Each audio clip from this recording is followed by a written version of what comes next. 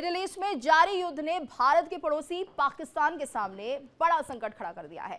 हालात ऐसे हैं कि एक तरफ पेट्रोल की कीमतें आसमान छू रही हैं, तो वहीं दूसरी ओर सरकार को समझ नहीं आ रहा कि आखिर इस चुनौती से मुकाबला कैसे किया जाए।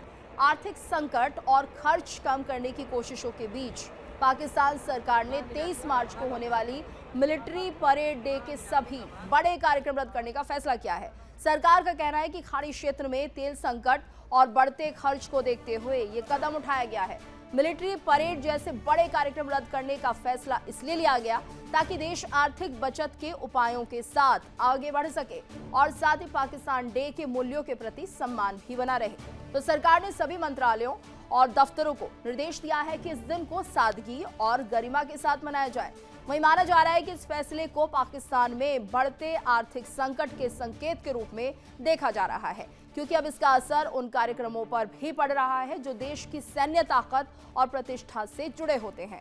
आपको बता दें कि हाल ही में प्रधानमंत्री शहबाज शरीफ ने आर्थिक हालात को देखते हुए खर्च कम करने के लिए कई सख्त फैसले लिए हैं और इसके तहत सरकारी कंपनियों और स्वायत्त संस्थानों के कर्मचारियों के वेतन में 5 से 30% तक कटौती को मंजूरी दी गई है। साथ ही सरकारी विभागों में इस्तेमाल होने वाले करीब 60% वाहनों को हटाने और मंत्रियों, सांसदों के साथ अधिकारियों की गैर जरूरी विदेश दौरों पर रोक लगाने का फैसला भी किया गया है। ये कदम ऐसे समय में उठाया गया है जब अमेरिका, इजरायल और ईरान के बीच बढ़ते तनाव के कारण वैश्विक ऊर्जा कीमतें तेजी से बढ़ रही हैं और इसका असर पाकिस्तान की अर्थव्यवस्था पर भी पड़ रहा है। और ज्यादा जानकारी के लिए बात करेंगे संवाददाता विकास अब्रोल से। विकास, देखिए तो पाकिस्तान में संकट पैदा होना लाजमी था और अब पाकिस्तान इसे फेस भी कर रहा है, रास्ता क्या है उसके पास? देखिए, लगातार पिछले काफी समय से जो है पाकिस्तान की जो अर्थव्यवस्था है पूरी तरह से चरमरा गई है। हमने पहले भी देखा कि लगातार पिछले कई सालों से आटे को लेकर वहाँ पर झगड़े होते रहे, दाल के भाव आसमान से चढ़ गए। उसके बाद जैसे ईरान और यूएस का युद्ध शुरू हुआ अमेरिका को, उसके बाद पेट्रोल के, डीजल के दाम बढ़ गए, वहाँ पर इसको लेकर तथ्य आम शुरू हो गया। तो कहीं ना कहीं इसकी शुरुआत हो चुकी है। ऑपरेशन सिंदूर इंडस वाटर ट्रीटी को जो है एक तरह से रोक दिया। उसके बाद वहां पर जो पानी की सप्लाई थी वो कम हो गई, वहां से बिजली परियोजनाएं बंद हो गई, जिस कारण इंडस्ट्री को बहुत नुकसान पहुंचा। उनका जो थोड़ा बहुत सामान इंपोर्ट होता था वो भी बंद हो चुका है। ऐसे में उनके पास अर्थव्यवस्था के नाम पर कुछ भी नहीं है। लगातार पिछले काफी समय से पाकिस्तान अलग अलग देशों में जाकर पैसे की भीख मांग रहा है, सहायता की भीख मांग रहा है और वहां पर अब ऐसे हालात हो गए हैं कि उनके पास खुद के लिए भी पैसे नहीं है।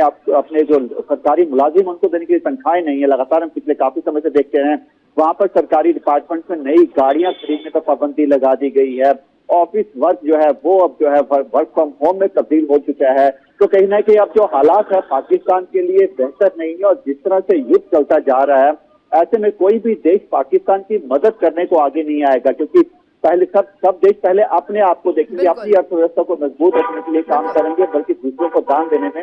ऐसे में पाकिस्तान के पास कोई चारा नहीं है फिलहाल। अगर ये युद्ध इसी तरह चलता रहा तो आने वाले समय में पाकिस्तान जो है पूरी तरह से अर्थव्यवस्था में खत्म हो जाएगा। कहीं ना कहीं वो हिंसा जो पूरे दुनिया में फैलाने की कोशिश कर रहा है वो हिंसा का शिकार अब पाकिस्तान होगा। जब पाकिस्तान को पछतावा हो रहा होगा अब तक जो उसने आतंकियों पर पैसे खर्च किए हैं, अपनी अर्थव्यवस्था को कभी ऊपर नहीं उठाया, अपने संसाधनों का इस्तेमाल नहीं किया।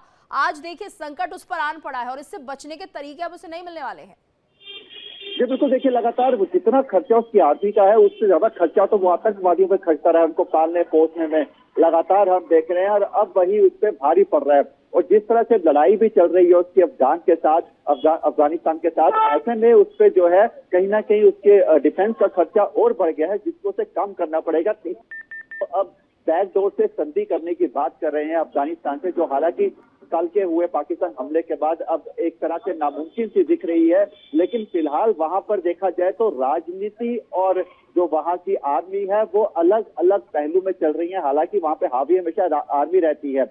आर्मी जो है वही सारे पैसे का इस्तेमाल करती है, अपनी तरीके से पैसे को यूज करती है, खुद के लिए भी वहां पर जो है उसको इस्तेमाल करती है। करप्शन बहुत ज्यादा है आर्मी वहां पर। आप देखिए जितने भी आर्मी के जनरल रिटायर्ड हुए हैं वहां से कोई भी पाकिस्तान में नहीं रहता, सबने यूरोप या अलग अलग कंट्रीज में अपने बड़े बड़े घर बना रखे हैं।